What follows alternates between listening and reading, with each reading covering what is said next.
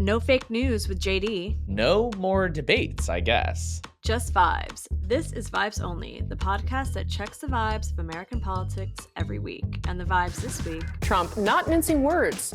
He posted this, quote, "I hate Taylor Swift," end quote. And Vice President Harris raised $47 million in the first 24 hours following her Tuesday night debate against Donald Trump. We'll talk about that Harris post-debate haul and how the debate may have even ever so slightly shifted the race. we'll also talk about how House Republicans are playing politics with passing a budget and are yet again on the clock to make sure the government doesn't shut down. All that before we play an It's Giving, pull up our group chat, and leave you with a good vibe. Let's get into it. Glennis, we're still here.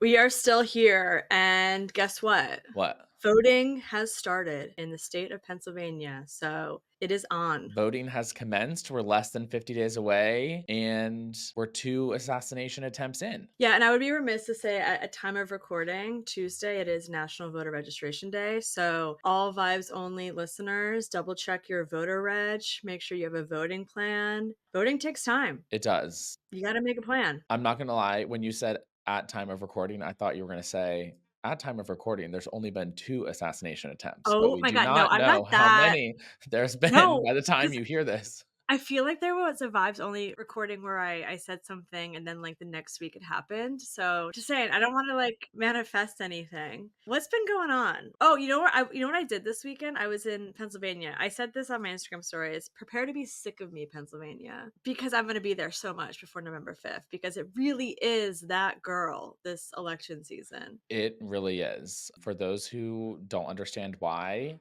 currently in the way that the polling looks and the way that the demographics are lined up, it looks like Pennsylvania is the most likely tipping point state. So for Kamala Harris to get to 270 electoral votes, it looks like she has to win Pennsylvania, or at least that's the most likely path to 270. Right.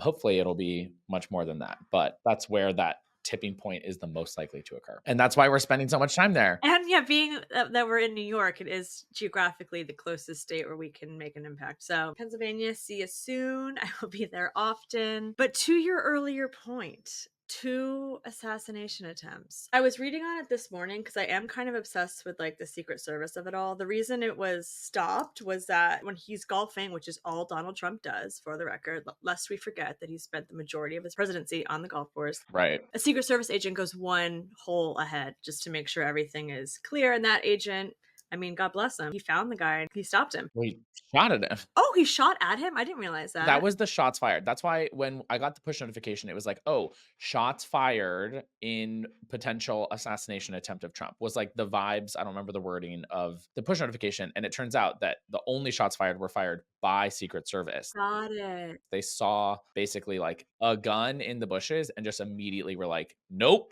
As they should. He had been on site for 12 hours. I did see that. Not good. Not good. Not good. Yeah, so now there is this big fight in Congress over whether Secret Service needs more money to like return Trump's Secret Service protection detail to the same levels that it was at when he was actually president. Because it's currently not. You get a much smaller detail when you're a candidate or post White House, but that seems unclear to me whether that's going to be able to pass in Congress right now because, you know, Republicans can't really seem to agree on anything. Yeah, my vote would be yes. Just give him all the security he needs. I don't need any additional drama around this election. Yeah, we've been through the ringer already. Let's just get to election day. Yeah, speaking of drama, in what will come as a shock to literally no one, Donald Trump thinks that he won the debate.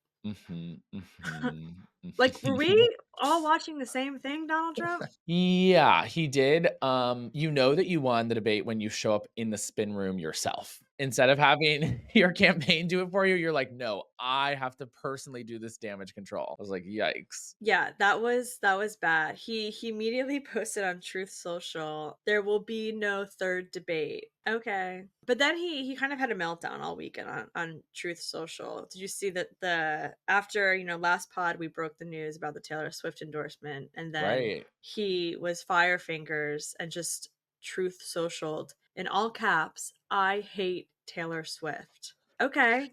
Yeah, like his advisors have been asking him, he's really keeping it focused on the issues that matter to the American public, just keeping front and center pocketbook issues and the big vulnerabilities for Kamala Harris, like a Taylor Swift endorsement. What a loser. Literally, what a loser. Like, get over it. Get over it, Donald Trump. What are the polls and the vibes saying about the debate? How are we looking? Well, there's like the immediate flash polls where all the major outlets literally sit in a room with people who are purportedly undecided and then ask them right after, like, what'd you think? How on this answer, on this answer? And then you have like the dials, which I think we talked about last time. Now we actually have like fully fledged polls post debate that like Well, people went. can we pause there? Can you explain to people what the dials are? Yeah, the idea of the dials is that it's like real time feedback on as someone is watching to get a sense of how a specific group is or a specific person even is receiving the debate. And so you have them actually responding in real time, not even 10 minutes after, but like during the debate to get us they're like moving a dial back and forth. That's why they call it the dials to get a sense of who's winning on each answer. Thank you. Yeah, and now we have like fully fledged polls from the field that are showing a Kamala bump from the debate because as we all saw, she really mopped the floor with him as she promised she would. Promises kept. Yeah, we're seeing the effects of that as a contrast is like starker and starker between the two as to how they'll approach key issues. Yeah, I'm seeing here in the notes that a New York Times polling, on average, she had already gained 1 point nationwide post debate. So rising to a 1.7 point lead on Wednesday morning to a 2.7 point lead as of Monday morning. So that spread from Wednesday to Monday gave her 1 full point. We've talked about this like ad nauseum, that the points and the polling. I have conversations with friends and I'm like, oh, well, they're 1 point ahead. And they're like, what does that even mean? And I'm like, yeah, valid question. I couldn't really tell you. I think what it means is like if the election were today, we would think that the candidate who is a half a point, 2 points ahead, even though there's like the margin of error, etc., would presumably win. What are your takes on points? Yeah, I don't know if I would agree with that. I would say Then what's the all of point of the points? Just like a vibe check? So I talked about this a little bit on Instagram recently, where I think that people sometimes confuse polling and forecasting, which are two separate things, right? Polling is an estimation of the public opinion at a certain point in time versus forecasting is obviously trying to predict what could happen in the future based on the data that we have available now. And so with a poll, a 1.7 point lead is within the margin of error, Right. and so it is an attempt to measure public opinion, but it is so close in that scenario that you can't actually have like a high degree of confidence that it's as specific as it seems, right? All we can say right now from the polls that are out there are that it is extremely close.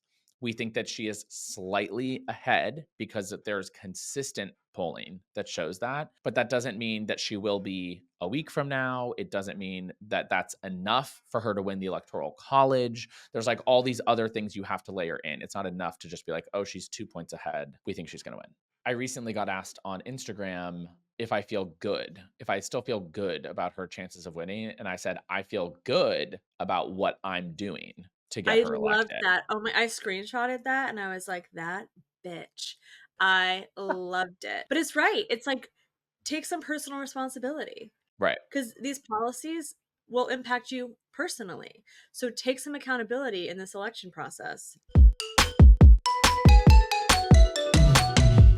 Okay.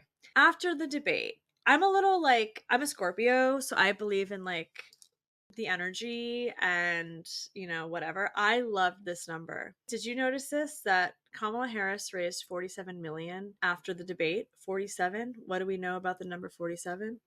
That's the next president. Mhm. Okay. I really wasn't sure what direction this pop quiz Yeah, was no, it going. wasn't. It's not like some like Kabbalah thing. It's just like literally 47. Got it. Yeah, It's yeah, a good yeah. number. It's a good number. And that's a lot of money. And as we've talked about a lot on this pod, especially when we've talked about, you know, Donald Trump's fundraising versus Joe Biden's fundraising. The early money enabled the Biden campaign, now the Harris campaign, to set up all of these field offices and have a really strong, good ground game. And we know that media buys have to happen months prior, if not, Right. Right. weeks prior, many Yep. weeks prior. So just an additional 47 million. I'm like, okay, let's go. Yeah, and it was a ton of grassroots dollars, which we knew was going to happen, over 600,000 people, and it was her biggest 24-hour fundraising push since she entered the race back in July when we saw everything go gangbusters. And we know that since then she's continued to raise at this like feverish pace where she's out fundraising Donald Trump sometimes 2 to 1, 3 to 1. In her most recent reports, she showed that she had over $400 million in the bank from the over 600 million that she's raised since she launched, which is significantly more than Donald Trump. Yeah. How much does Donnie have? I think that he has under 300. Period.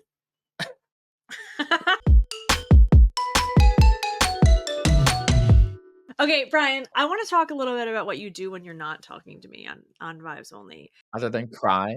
LOL. You know that I love the work that you do, and I think it's very, very important. And I know that we've talked about on the pod how Kamala Harris's ability to be able to fundraise all this money will ideally help down ballot races. And something you've talked about a lot is when Dems put a ton of money behind a candidate that strategically might not have any chance of actually winning because of redistricting or just the sheer number of Republicans in that district. Talk to me a little bit about Oath.vote, your organization. Yeah, when I am not kicking it with you on Vibes Only, I am the co-founder and CEO of Oath, which is a platform that tries to address that exact problem. We are trying to help Democratic donors give more strategically to the candidates and causes that need their help the most at any given point in time. So we crunch the numbers and do analysis on races from president down to local school board across many different metrics to identify exactly where dollars are needed the most. And then we make recommendations to grassroots donors about where they should give to impact the issue that they care about the most. And so if that is reproductive rights, it might be ballot measures to reverse abortion bans or a governor's race to change policy in a specific state. Or if it's something like protecting democracy, it might include state Supreme Courts, state legislatures, or even secretaries of state. So we know that we need to pay more attention to these down ballot races if we want to compete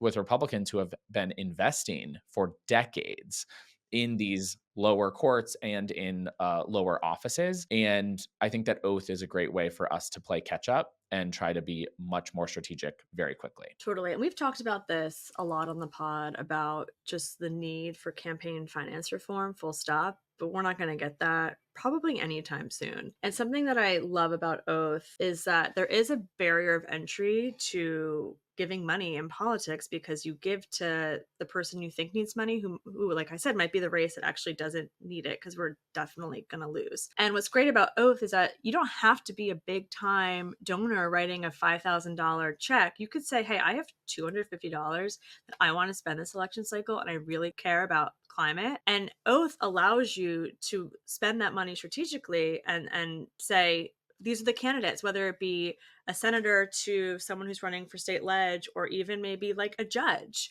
So I think that's what's really awesome about Oath, or one of the awesome things about it. Yeah, I appreciate that. We are trying to democratize the like donor advising space, so to speak, because we know that billionaires have full-time teams telling them which candidates they should fund and which races they should play in order to get like favorable tax policy or to beat back a healthcare law that is going to cost them money or something like that.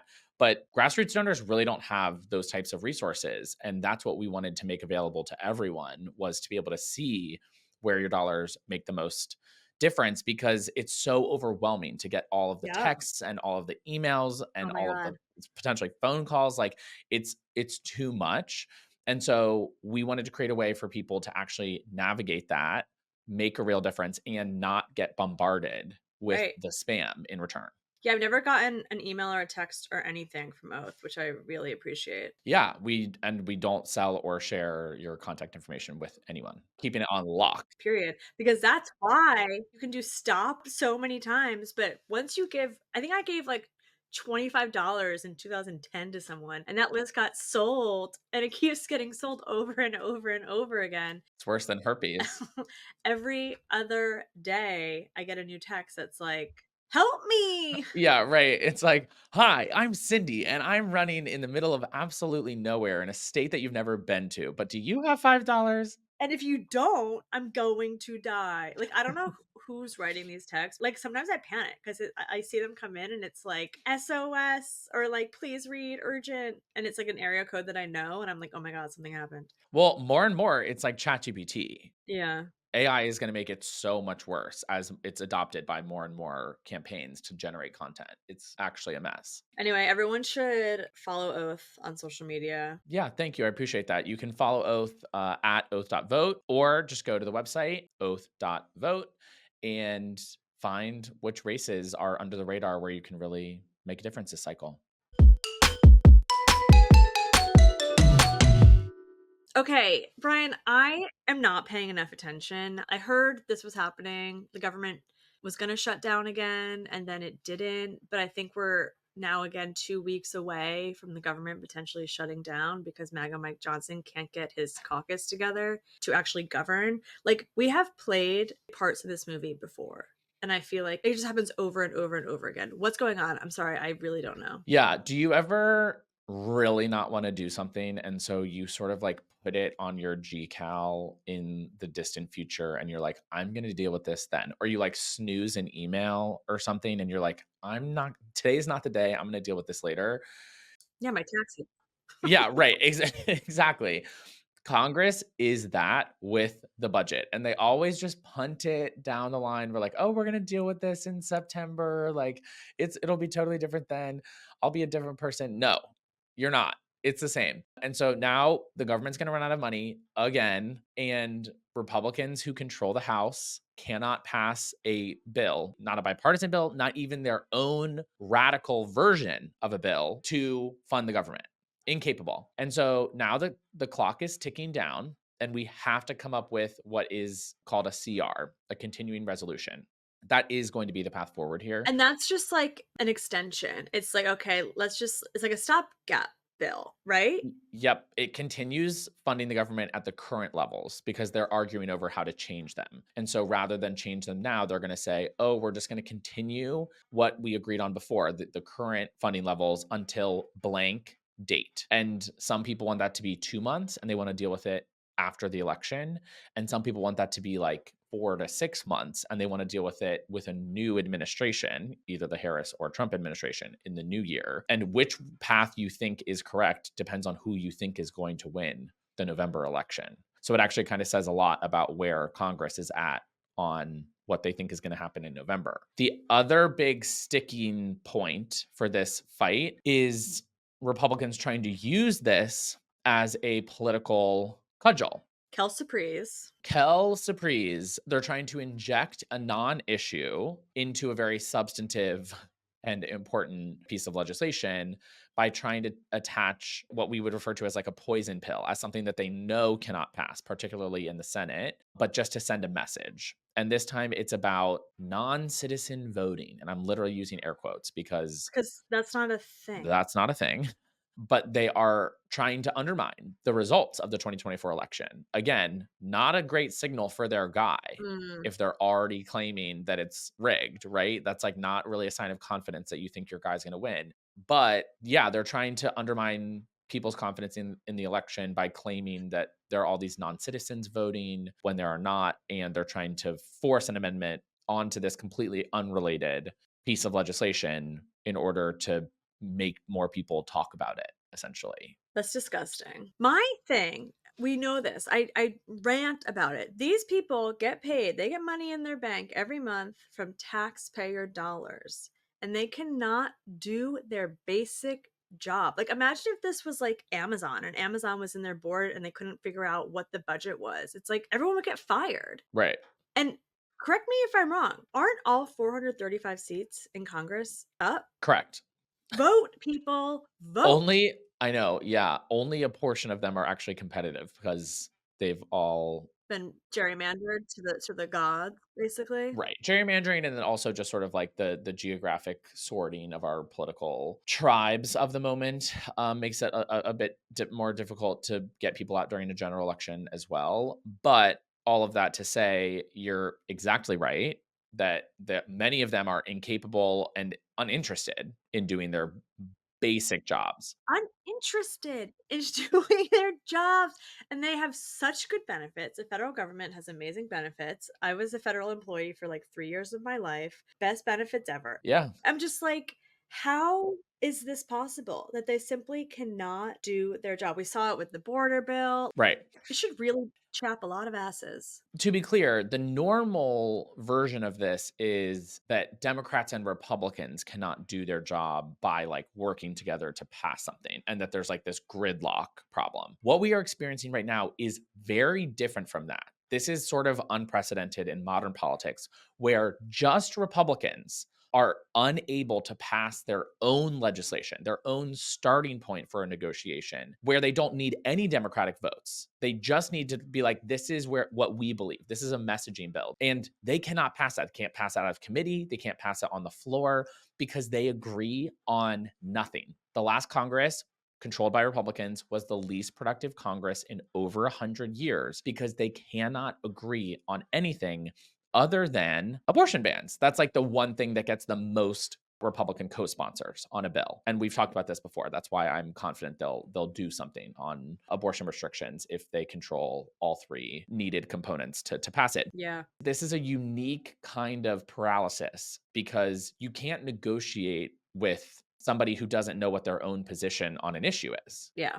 And that's MAGA Mike at this point in time. So I don't ultimately think there will be a government shutdown because of that ineptitude, right? Like if Republicans were all in lockstep and saying we have to do this one thing in order to fund the government and we won't vote for anything else, then like we might see either a shutdown or some movement. But as long as they're just like the this is fine meme while the house is burning down, like that's not a valid negotiating tactic. Yeah. Thank you. That's a very important distinction to make, that it's like Republican infighting. It's not two parties not agreeing. It's like one party imploding and causing disarray in our government. It's giving. So it's giving this week. Obviously, there was a lot of backlash and conversation post-debate for Donald Trump's false claims about immigrants eating domestic animals, right? Is that like the most Like, appropriate way to how are put we it? talking about this? I know. No, literally, how are we talking about this? What has And our JD, the become? guy that Trump clearly doesn't speak to at all, was on cable news and had some things to say about it. The American media totally ignored this stuff until Donald Trump and I started talking about cat memes. If I have to, But it if wasn't I have just a to meme, sir. create stories so that the American media actually pays attention to the suffering of the American people, then that's what I'm going to do, Dana, because you guys are completely letting Kamala Harris coast. Sir, you just said that you're creating the story. What's that, Dana? You just said that this is a story that you Yes. created. So the eating dogs and cats thing is not accurate. Dana, it comes from firsthand accounts from my constituents. I say that we're creating a story, meaning we're creating the American media focusing on it. Oops. Oops. You outed yourself. It's giving I lied. Yeah, it's definitely giving confession. It's giving confessional. I feel like I needed him to like turn his head to camera, like we're in Parks and Rec or The Office or something. It's a mockumentary. You can see him panic too when he's like, Dana? He's like, oh my God, I just said that I made up a story. It's not just like what he's saying is a story from his constituents, it's actively harming his constituents in Springfield. Right. I mean, it's also like, even if you think that was not Freudian and that's really what he meant, take him at face value. He's creating a new focus on an issue that's not being focused on. Maybe that's because it's not an actual issue for people, right? Like even if you believe that he heard some firsthand account, which I don't believe he did, but maybe talk about the things that people are actually really worried about and angry about and marching in the street about, like gun violence, Right. like children being shot in schools. You don't have to create that focus as an issue because it's already an issue that people want to talk about and are angry about. Maybe You should talk about protecting reproductive rights and the women who are literally dying because of Trump's abortion bans. Like, that's also something you don't have to create a focus on because people are already focused on it. I know. Also, in Springfield, Ohio, the issue is cost of living. That's what's causing the tension. Talk about that, JD. Right. What a loser. Literally, what a loser. That's the vibes only shirt. What a loser. Group chat. My group chat was popping off this week. With what? Laura Loomer. Oh my God. Wait, the conversion from C-SPAN to Bravo is complete, right? Like, our politics has become literal. It's not even Housewives. I don't know enough reality shows, but it's reality TV. I'm like, what are we talking about? Well, Melania's in New York because she thinks Florida's a swamp and she doesn't want to live there. But really, and this is all hearsay, and like none of this is fact, so don't sue me. But there's a lot of chatter online that Donald Trump and Laura Loomer might be more than just friends. Wink, wink, nudge, nudge. Laura Loomer, by the way, who is a unhinged, racist, homophobic, anti-trans, like she's a caricature of an evil person. Yeah, it's truly next level. She promotes a lot of conspiracy theories about 9/11 being an inside job or staged. She said that if Kamala Harris wins, that the White House would smell like curry. We have to take a moment on that one because this also blew up my group chat. Laura Loomer posted that horrifically racist thing. Horrible. Marjorie Taylor Greene clapped back at her and said, "This is racist. Like, the MAGA movement does not stand behind this." I'm like, oh, the girls are fighting. If Marjorie Taylor Greene is going on the record saying you're a bad person. Wow, you've like really sunk down low. She's a Holocaust denier. Don't forget that one. Yeah, I mean, the list just goes on. So anyway, naturally, this is who Trump is choosing to spend his time with, fly around on his PJ, and potentially have some sort of affair with. That at least, like, I saw right-wing accounts were posting, like, they were shipping it. They were, like, encouraging it. What else was in your group chat? Nicky Jam. Did you see this?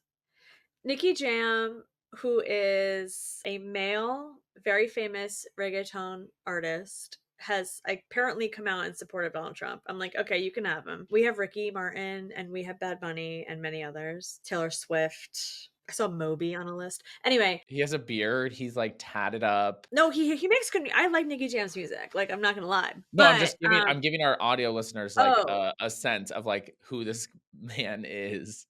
Like, yeah, what he he's looks like. objectively masculine. Donald Trump was talking about how excited he was to have his endorsement, but he was like, Nicky Jam, she's so hot. Latin music superstar, Nicky Jam. Do you know Nicky? She's hot. Where is Nicky? Has no idea who Nicky Jam is. Nicky Jam, again, is one of the largest reggaeton artists in the world. If you're gonna tote somebody's endorsement, you gotta know who they are. You can't just be out here just saying, like, this person is the best in the world and they're endorsing me.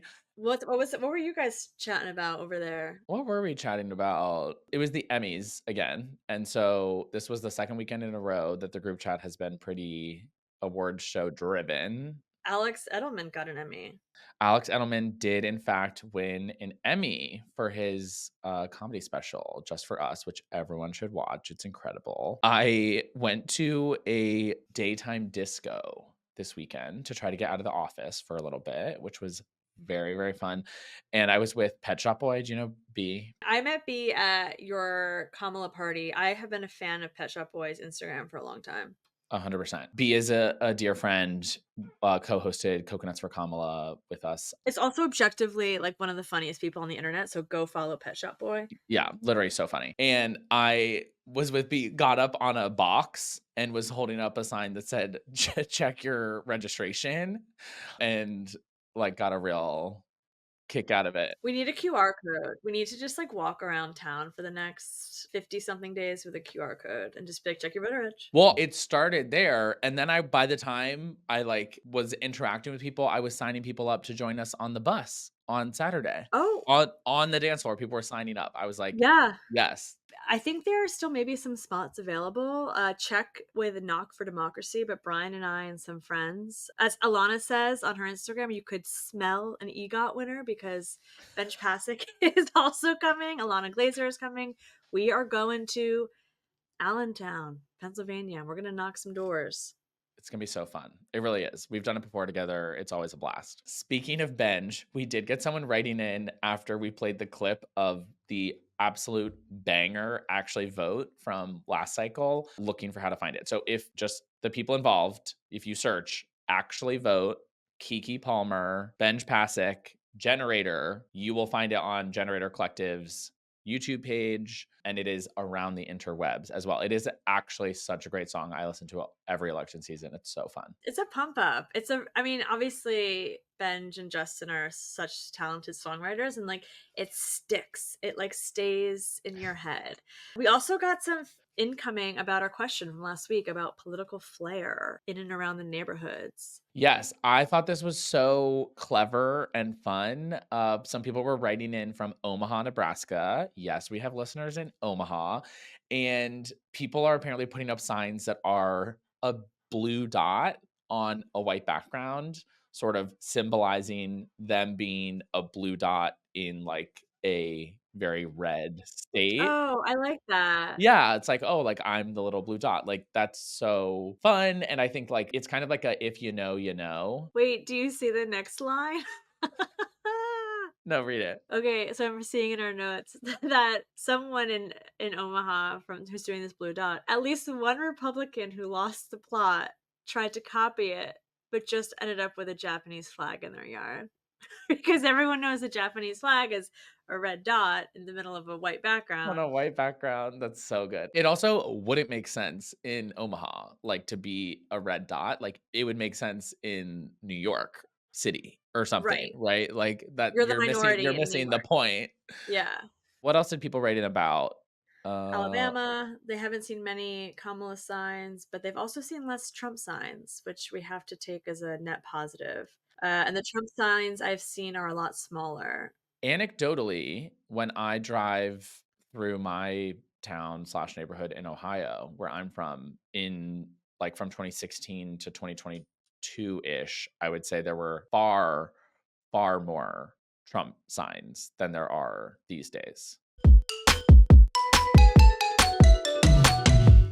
Okay, this is another fact sheet out of the Biden-Harris White House administration, which is objectively good. They have announced $1.3 billion in additional funding and a record of over $17 billion to date to support historically Black colleges and universities, HBCUs. That's incredibly exciting, especially considering the sort of effort to undermine efforts to include people from less privileged backgrounds in other universities, whereas HBCUs do incredibly well at lifting those students up. So, despite only representing 3% of colleges and universities, HBCUs provide college access to twice as many Pell Grant eligible low and middle income students, which is amazing. And then they go on to produce a sky high 40% of all Black engineers, 50% of all Black teachers, 70% of all Black doctors and dentists, 80% of all Black judges. And hey, that might just be where we find our next president.